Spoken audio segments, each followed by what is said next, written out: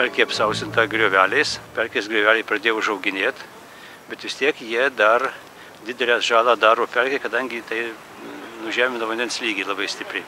Iki metro. Reikia šitos griovelius visus užtenkti, pakelt vandens lygį iki pelkės viršaus kažkur. Tam ir padarytas projektas. Numatyta iš jūsų apie 1150 užtvankų. Šiuo metu yra pastatyta apie šitoje vietoje apie 300 garantinio tipo užtvarų ir dabar jau yra koksai 100 gal daugiau plastikinio tipo užtvankų. Taip susijungia ir gaunasi ištisinė užtvara, vanduo negali pratekėti. 1,35 m. Žemyn dar biškį.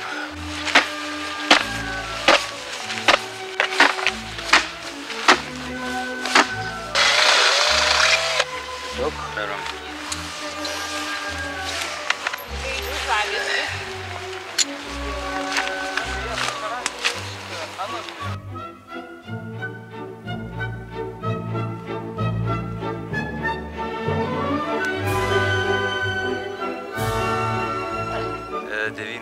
Pločio, sakykime, bus, yra kalamos prauslentės plastikinės, 2,5 metrų gylio vidury vagos, o kraštuose yra po metrą sukalta.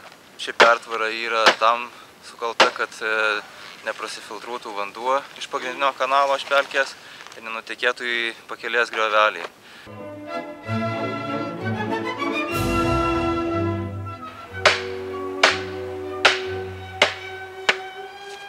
Tai va, nusideda ir varžtais.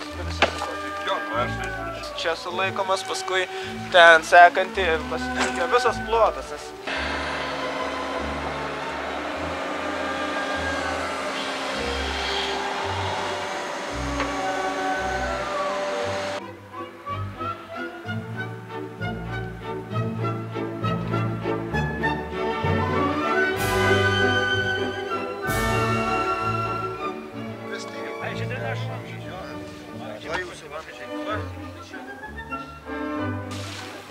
Aš tai tikiuosi daugiau, bet pradžia gera.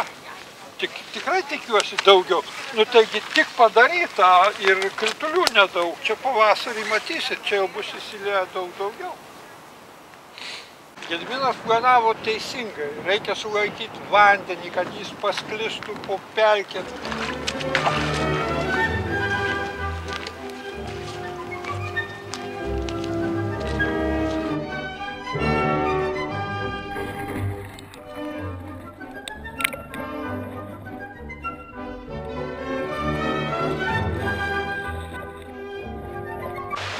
Užtvankos turi sukelt vandens lygį, tai dabar ką matome, tai kol kas veikia puikiai, visas užtvankas pastatytos. Taip bus patvarkytos visos, tada galima bus dar kartą peržiūrėti, kaip atrodo, gal papildomai kažką reikės padaryti, korekcijų, kadangi tai yra gamtas.